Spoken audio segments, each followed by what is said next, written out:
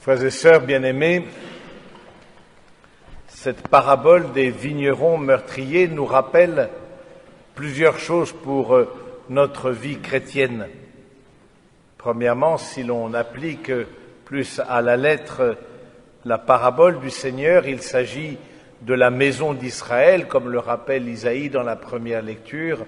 La vigne du Seigneur Sabaoth, c'est la maison d'Israël. Il la chérit. Est-ce que Dieu pouvait faire plus qu'il n'a fait pour son peuple? Et là, Jésus reprend les paroles, pratiquement mot pour mot, du prophète Isaïe. Et ses auditeurs ne pouvaient pas ne pas faire la comparaison avec le prophète.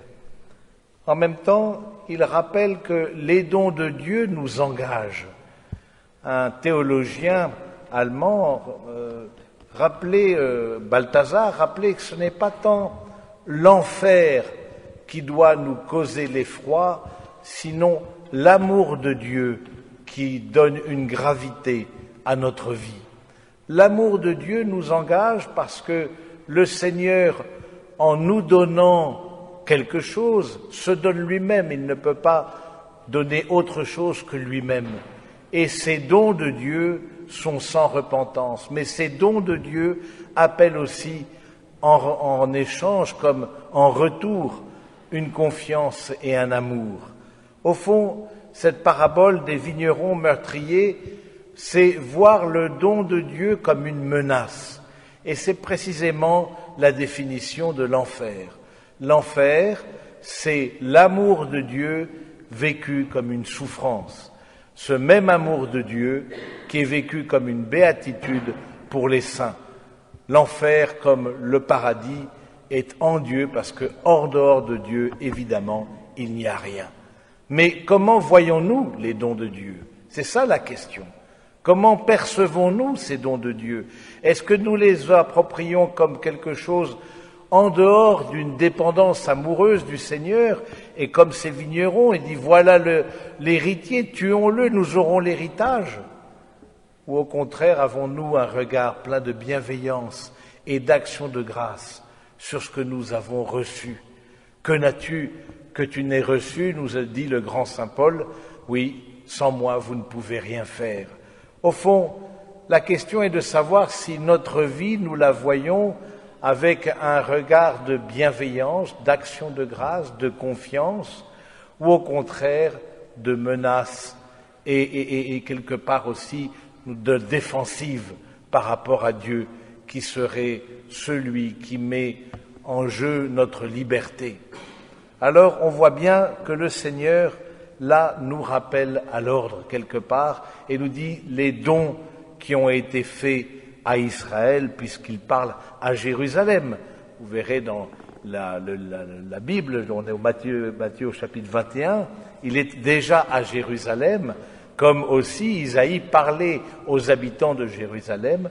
Eh bien, ces dons-là, ils vont être donnés à d'autres. Quelque part, l'Église accomplit la mission qu'Israël avait d'annoncer l'amour de Dieu à toute la création. Accomplit et en même temps prolonge et donne une ampleur absolument extraordinaire. Donc c'est très beau de voir cette parabole des vignerons homicides, des vignerons meurtriers, et nous pouvons nous-mêmes à notre tour nous poser la question au fond, comment est-ce que les dons de Dieu, d'abord identifier les dons de Dieu, là il s'agit d'une vigne, donc c'est quelque chose de bien identifiable dans la parabole. Ces dons de Dieu, quels sont-ils? Quels sont les talents que nous avons reçus? Quelles sont les grâces qui nous ont été données et que nous avons reçues de la part du Seigneur, que ce soit des grâces spirituelles ou des grâces naturelles? Naturellement, il y a des personnes qui sont douées pour le bricolage, pour créer une bonne ambiance. Naturellement, il y a des personnes qui sont douées pour la relation, pour que sais-je, ou pour les sciences. Mais aussi au plan spirituel, il y a des personnes qui ont un talent, que ce soit dans la prédication, dans la prière, dans l'annonce de la parole de Dieu. Ces talents nous engagent. Ces talents nous engagent. Et ce qui est le plus opposé au talent, eh bien, c'est la peur. Au fond, qu'est-ce qui habite ces vignerons, c'est la peur. Il y a en eux une peur du maître de la vigne. Et c'est bien aussi que nous puissions identifier dans notre cœur cette peur de Dieu. Il y a quelque chose en nous qui s'oppose à Dieu, qui voit Dieu comme une menace et non pas comme un père qui ferait tout pour nous et qui, comme le dit le prophète Isaïe, eh bien, sarcle, entoure la vigne, met une tour de garde, met un mur pour la protéger des ennemis. Et c'est très touchant cette comparaison, justement, pour voir cet amour prévenant du Seigneur. Mais nous n'y croyons pas. Au fond, cette conversion à l'amour de Dieu, c'est une conversion de tous les instants. Parce que nous avons, comme conséquence du péché originel, eh bien, cette petite voix qui nous dit à l'intérieur de nous-mêmes, ne te laisse pas avoir. Si tu te donnes complètement à Dieu, qu'est-ce qui va se passer? Qu'est-ce qui va se passer dans ta vie? Qu'est-ce qu'il va te demander? Qu'est-ce qui va te prendre? Alors que, au contraire, face aux soupçons qui peut nous habiter face au Seigneur, eh bien, c'est cet amour qui est manifesté par le prophète Isaïe, l'amour de prévenance et de bienveillance. On voit bien qu'au fond, cette parabole, elle nous engage pour redécouvrir les dons de Dieu comme de vrais dons, mais des dons que l'on reçoit, non pas des dons que nous nous serions donnés à nous-mêmes. Dieu qui nous donne bien plus que nous n'osons demander, mais faut-il encore que nous ayons cette confiance en lui? Le don de Dieu par excellence, c'est Jésus. C'est Jésus, et on voit bien la pierre qu'ont rejetée les bâtisseurs est devenue la pierre d'angle. Jésus vu comme une menace par le système en place des pharisiens, particulièrement le parti des pharisiens. Eh bien, Jésus qui ensuite, dans le courant de l'évangile de saint Matthieu, parlera de ceux qui sont invités aux noces et de ceux qui n'ont pas répondu. Eh bien, voilà. Nous aussi, nous nous sentons comme concernés parce que nous avons la connaissance du Christ, nous avons reçu cette parole de Dieu, nous avons reçu à la fois les sacrements, cette communion au corps et au sang du Christ de dimanche en dimanche. Eh bien oui, cela nous engage à porter du fruit et à redonner ce fruit en action de grâce auprès du Seigneur dans le remerciement. Au fond, c'est ça. Quelle est la place dans notre vie de la louange? Quelle est la place dans notre vie de l'action de grâce?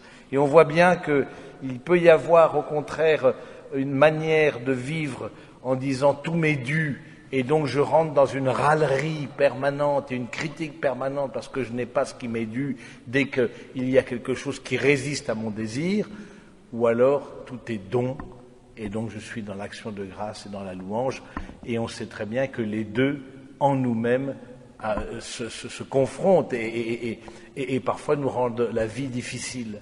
Alors demandons au fond la clé pour voir la vie comme un don et récupérer et revoir les dons de Dieu dans l'admiration et l'émerveillement. La clé, c'est l'humilité. L'humilité qui va permettre justement à celui qui a reçu de ne pas se sentir menacé par le don qu'il a reçu, mais au contraire de faire porter du fruit et une fécondité, puisqu'il s'agit de vendange, une fécondité aussi, une fécondité bien plus grande que celle que l'on aurait pu avoir sans la présence de Dieu dans notre vie. Alors demandons à Jésus cette grâce de l'humilité, demandons à Jésus cette grâce de la louange pour pouvoir témoigner dans notre vie, dans un monde qui de plus en plus met Dieu de côté, voit Dieu comme une menace. Et on le voit avec certaines conceptions de la laïcité, par exemple. C'est une menace par rapport à la liberté humaine. Eh bien, nous disons non. Dieu n'est pas une menace. Au contraire, il ne sait que faire pour nous rendre la vie à la fois plus forte, plus intense. Il ne sait que faire en nous donnant son propre Fils pour nous donner aussi accès au Père.